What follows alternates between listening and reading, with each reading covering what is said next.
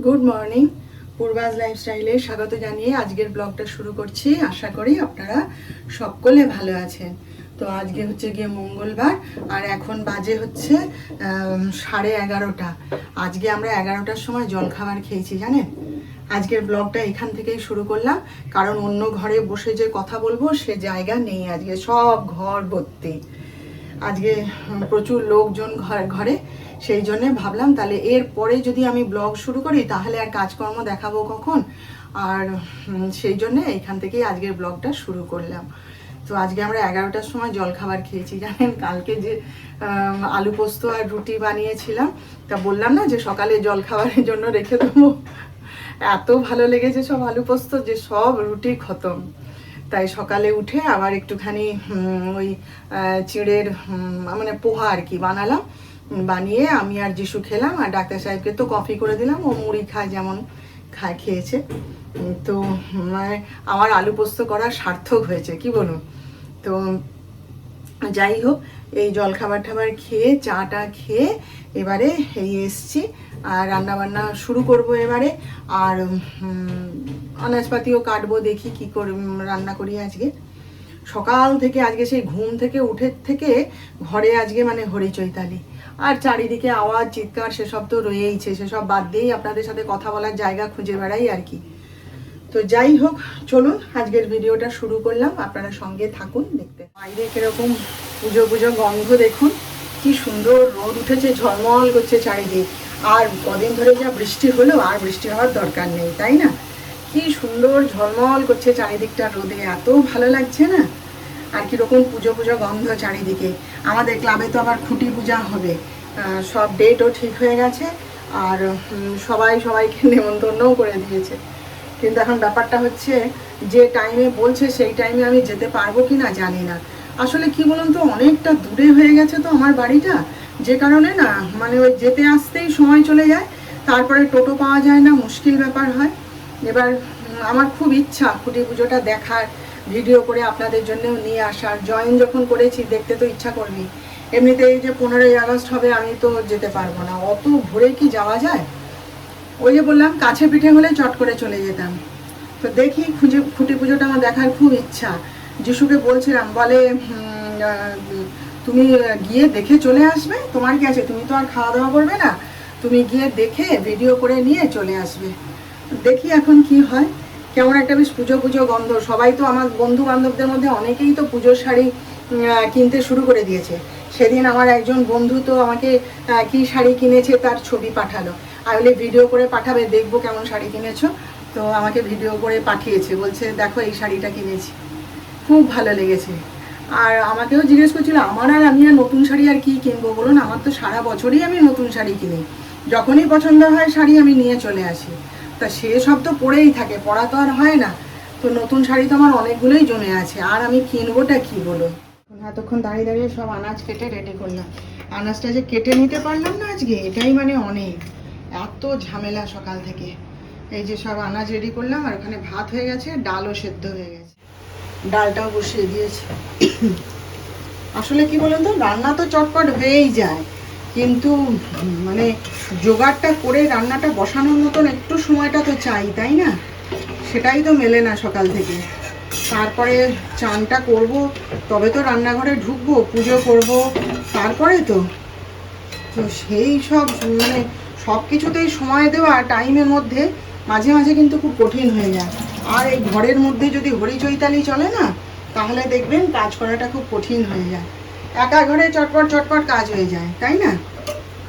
যাই হোক, এই যে ডালটা হয়ে গেছে, আর আনাজ তো কেটে রেখেছি, এবারে করে দেবো চটপট। দেখি বাইরেটা কি সুন্দর লাগছে, দেখুন চারিদিকটা ঝলমল করছে, যেন রোদ উঠে। দেখুন কেমন পুজো পুজো ভাব জানেন, আমার তো সেরকমই অনুভূতি হচ্ছে।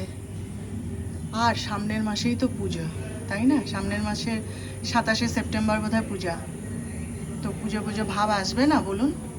চারিদিকে কেমন একটা রেশ পড়ে যায় তাই না পুজো কাছে এলেই। আর পুজো মানেই তো বছর শেষ হতে চললো। যাই হোক, তবুও মানুষ এত দুঃখ কষ্টের মাঝেও আনন্দে নাচে, লাফায়, আনন্দ করতে চায়, এটাই বড় পাওয়া তাই না। যতদিন এই আনন্দটা মনের মধ্যে বেঁচে থাকবে ততদিনই আমরা সুস্থভাবে বেঁচে থাকবো, ভালোভাবে, নাকি বলুন? এখন বাজে হচ্ছে 7:05। তা আমি জিম থেকে বাড়ি এসছি, এসে বাড়ি আসার পথে একটুখানি মানে জিনিস দরকার ছিল। ছোলা শেষ হয়ে গেছিলো, পাঁপড় শেষ হয়ে গেছিলো। আমার ছেলেটা খেতে বসে একটু পাঁপড় না হলে ওর হয় না, তো আমি নিয়ে এলাম। আজকে এসে লিস্ট করব, ডাক্তার সাহেব বলে দিয়েছেন। তো যাই হোক, তারপরে একটু কাবুলি ছোলা, যিশু খেতে ভালোবাসে, রাজমা, ওইসব একটু একটু করে নিয়ে টোটো ধরে বাড়ি এসেছি। ফুল একটু নিলে হতো, কিন্তু ফুল বসেনি তখনও। দিয়ে বাড়ি এসে জামা কাপড় চেঞ্জ করে, হাত পা ধুয়ে, আটা মেখে রেডি করে রেখে গেলাম। আর তড়কা বানাবো, তার মুগ সকালবেলায় ভিজিয়ে রেখেছিলাম, সেই সমস্ত সেদ্ধ করে রেখে দিয়ে ঠাকুরকে সন্ধ্যা দেখিয়ে শয়ন দিয়ে গোপালকে এই যে রেডি হলাম, হয়ে এইবারে বেরোচ্ছি। তো ওই ডাক্তার যিশুও বেরোচ্ছে, যিশু আর ওর দাদাও বেরোচ্ছে। তো ডাক্তার সাহেব ঘরেই থাকবে। তো ওই আর কি একটুখানি আড্ডা মারছি, গল্প করছি, করে ধীরে সুস্থে যাবো। হুটোপাটির কোনো দরকার নেই, কারণ 7টায় আসতে বললেও অত তাড়াতাড়ি তো কেউ আসে না, সেই জন্যে ধীরে সুস্থে বেরোচ্ছি আর কি। যাই একটু ঘুরে আসি, একটু কিছুক্ষণ সময়টা তো কাটানো যায়। ঘুরে আসি, এসে তারপরে সব রেডি করে রেখে গেলাম, এসে চটপট রান্নাটা সেরে নেব। এই একটু আগে ঘরে ফিরলাম, জানেন 9:30 বাজে তখন। সেই সময়ে ফিরেছি, যিশু গিয়ে নিয়ে এসছে। খুব আনন্দ হয়েছে আজকে, খুবই আনন্দ হয়েছে, বলার ভাষা নেই। এই আনন্দটুকু মানে পাওয়ার জন্যেই তো ক্লাবে জয়েন করা, ওখানে যাওয়া, তাই না? তো মানে নির্মল আনন্দ, নির্মল আনন্দ। আজকে অনেকজন এসেছিল, সবাই মিলে সব মানে রিহার্সাল করলাম, হই চই করে আনন্দ করে, ভীষণ ভীষণ ভালো লেগেছে। স্যারও আজকে প্রচুর খেটেছেন আমাদের সাথে। তো কি বলে, মানে একজন আরেকজনকে দেখে হাসি মজা হই হুল্লোড় হচ্ছে, তারই মাঝে রিহার্সাল চলছে, তারই মাঝে সিরিয়াসনেস।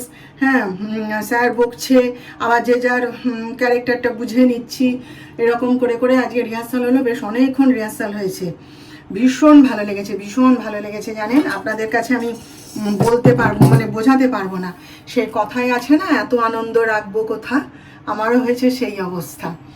তো যাই হোক, এবারে তো আমাদের 15ই আগস্ট আছে, সবাই তো যেতে বলছে, কিন্তু অত সকালে আমি কি যেতে পারবো? আমি তো ঘুম থেকে উঠি 7:30টার সময়, বলে ঘুম থেকে উঠে মুখ হাত ধুয়ে চলে আসবি। দেখি কি করি। তো যাই হোক, দাঁড়ান এক মিনিট, যে কথা বলছিলাম, ওই ডাক্তার সাহেবও তো রিহার্সালে গেছিলেন, এই ফিরলেন আর কি, এখন 9:45 বেজে গেছে। তো যাই হোক, আজকে প্রচুর প্রচুর আনন্দ হয়েছে, সবাই মিলে হই হুল্লোড় করে হাসি মজা করে বেশ অনেকখানি সময় কাটালাম, খুব ভালো লাগলো। তো ওরা তো আবার 15ই আগস্টে যেতে বলছে, এখন দেখি কি করি। তো আসার পথে যিশুই নিয়ে এসছে। আজকে আর জয়ন্তীদির সঙ্গে আসেনি, কারণ যিশু বলে রেখেছিল, মা যদি রাত হয়ে যায় আমাকে বলো, আমি গিয়ে নিয়ে আসবো। ও তো ঘরে একাই ছিল, তো ফোন করে দিয়েছিলাম, দিয়ে যিশু গিয়ে নিয়ে এসছে। আসার পথে আবার যিশু আবার কী সব খাবার দাবার কিনলো, তার দিয়ে মা বেটায় ঘুরতে ঘুরতে একটু চলে এসেছি আর কি। তো আমিও আমার ঝাল চানাচুরটা শেষ হয়ে গেছিলো, সেটাও নিয়ে এসেছিলাম। তারপরে আবার দেখি ডাক্তার সাহেব তো এইমাত্র ঢুকলো এসে, তো সেও আবার নিয়ে এসছে। তো যাই হোক, সব মিলিয়ে আজকের দিনটা ভালোই কাটলো, সময়টাও ভালোই কাটলো। এবারে চলুন একটু রান্না বান্না করেই খাওয়া দাওয়ার জোগাড় করতে হবে। তো আমি তো সবই জোগাড় যন্তর করে রেডি করে রেখে গেছিলাম, জাস্ট এবার মানে ফটাফট রুটিগুলো একটুখানি করে নেবো, আর তরকারিও সেদ্ধ করা আছে, শুধু একটু সাঁতলে নেবো। তো চলুন, হ্যাঁ, রান্নাটা সেরে নিই, তারপর আবার আপনাদের সাথে কথা। তো এই যে দেখুন কি কি রান্না করলাম। এই যে আমার আর যিশুর জন্য তড়কা নিরামিষ বানিয়েছি, আর এই যে ডাক্তার সাহেব তো খাবে না, বলছি একটু খাও, তার জন্য আলুর তরকারি, আর এই যে ঠাকুরকে মিষ্টি দিয়েছিলাম সেটা যিশু খেয়ে নিয়েছে, আর এটা ডাক্তার সাহেবের জন্য, আর এই যে রুটি করেছি। ব্যাস, এই হলো আমাদের রাতের খাবার। তো আজকের মতন রাখলাম, আবার দেখা হবে আপনারা।